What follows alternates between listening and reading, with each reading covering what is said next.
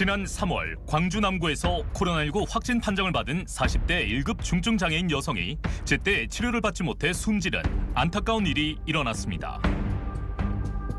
거동이 힘든 척추마비 질환을 앓고 있음에도 불구하고 중증 호흡기 질환이 아니라는 이유로 일반 관리군에 속해 병상 우선 배정을 받지 못한 건데요.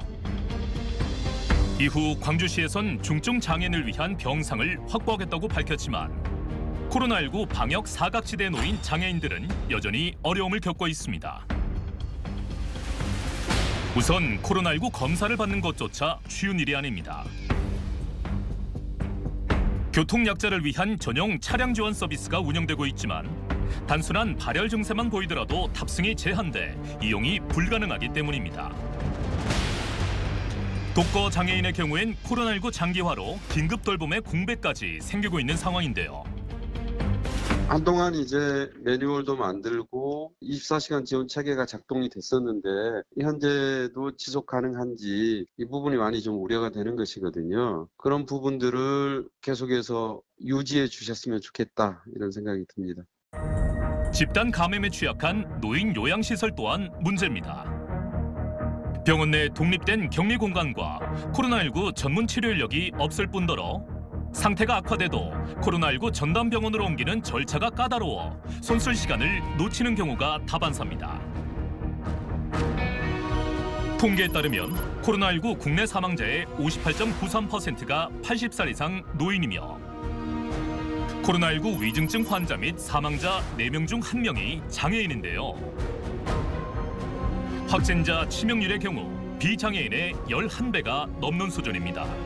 일단은 의료 서비스에 이동하는 데까지의 접근 자체 그게 가장 큰 문제고요. 후에는 이동권 보장과 관련한 부분이 조금은 개선이 됐지만 구체적인 매뉴얼이 마련되거나 그러지는 않았었어요. 별도의 지원 체계를 마련하는 것이 가장 크겠다라는 생각이 듭니다. 2년 넘게 지속되고 있는 코로나19로 더욱 가혹한 시간을 보내고 있는 사회적 약자들.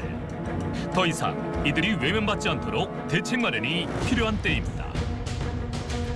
지금 현 정부의 기조 자체가 어떻게 보면 국민의 책임과 자율에 기반한 자발적인 거리두기 쪽으로 이렇게 바꿔지고 있거든요. 네. 지금 기조 자체가 고위험군을 집중 관리해서 피해를 저감시키는 이런 쪽으로 가고 있거든요.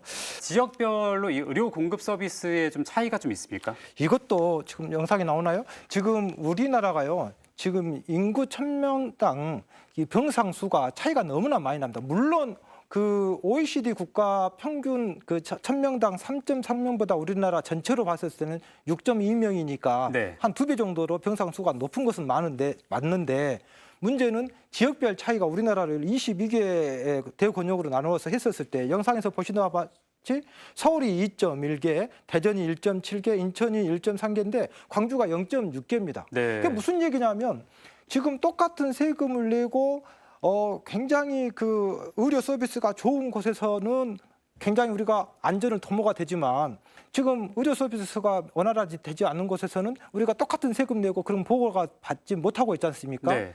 저는 이거는 빨리 사회안전 시스템을 광주 전남의 어떤 의대라든가 이런 의료 전문 인력 양성이라든가 이런 것들을 뭔가 좀 보강을 해야 될 것 같고요.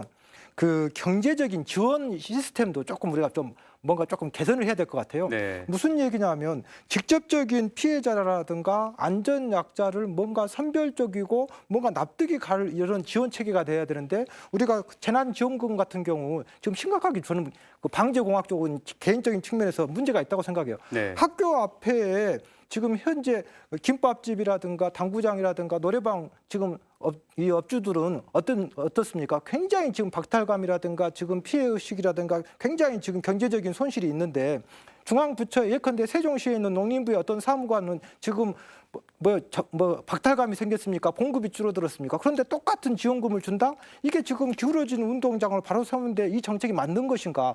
다시 한번 우리가 고심해볼 필요가 있을 것 같습니다.